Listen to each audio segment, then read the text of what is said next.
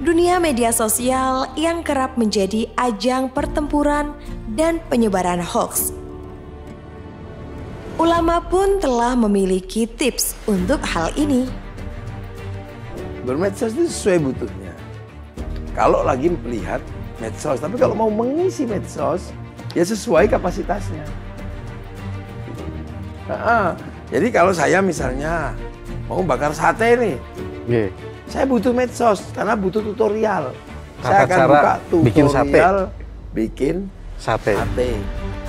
Gitu. Tapi kalau kita mau masuk, ngisi di medsos, ya kapasitas kita apa? Kalau kita tukang tambal ban, ya tulis di situ cara nambal ban tutorial terbaik gitu. Kalau kita tukang rujak, ya tulis saja bahwa saya cara bikin rujak paling enak. Itulah. Kalau kita misalnya guru ngaji, ya kita sampaikan cara ngaji dan kehidupan sosial yang baik, bahagia. Ya, namanya kritik itu juga harus rasional, harus sesuatu yang memang masuk akal, berdasarkan kenyataan, ya, tidak mengada-ada, tidak didorong karena kebencian personal, tapi didorong karena keinginan untuk mengupayakan kemaslahatan bagi semua orang.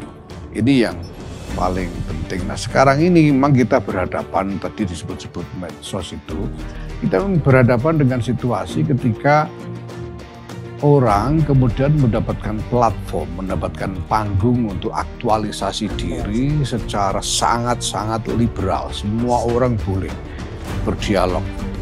Profesor tiba-tiba harus berdebat dengan orang yang sama sekali tidak punya pendidikan. Itu di medsos itu bisa. Semua orang. Dan satu. Yang kedua, orang di medsos itu biasanya mencari perhatian. Bahkan itu jadi bisnis sekarang.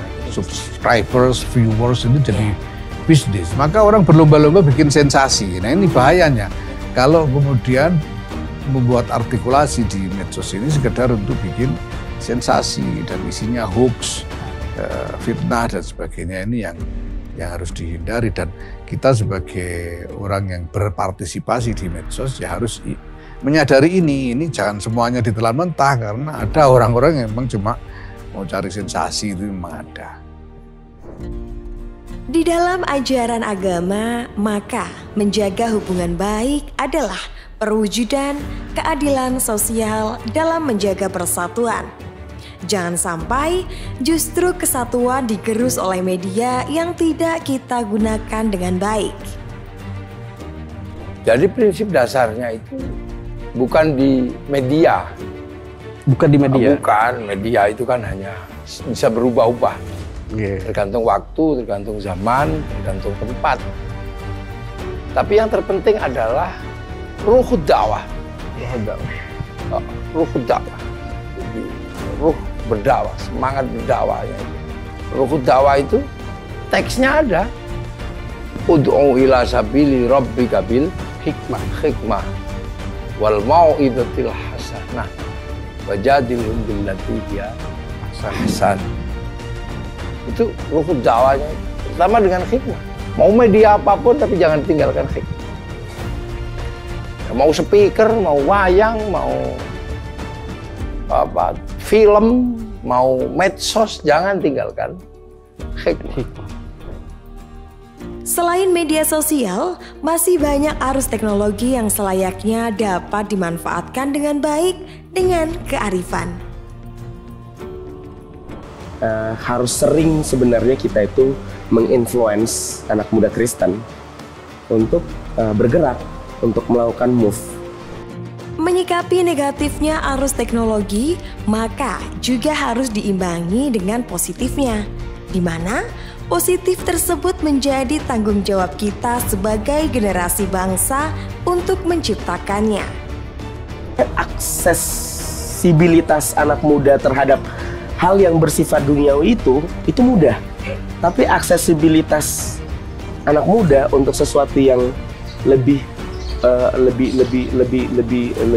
mungkin lebih profesional, lebih mengarahkan kepada perubahan paradigma berpikirnya ini kadang-kadang jauh. Minim sekali juga ya. Gitu. Nah, diuntungkan dengan era sekarang ini era digital segala macam. Jadi sekarang ini pertarungannya di situ karena hal yang bersifat duniawi tadi itu atau hal yang bersifat mudah sekali diakses itu juga difasilitasi oleh internet sekarang.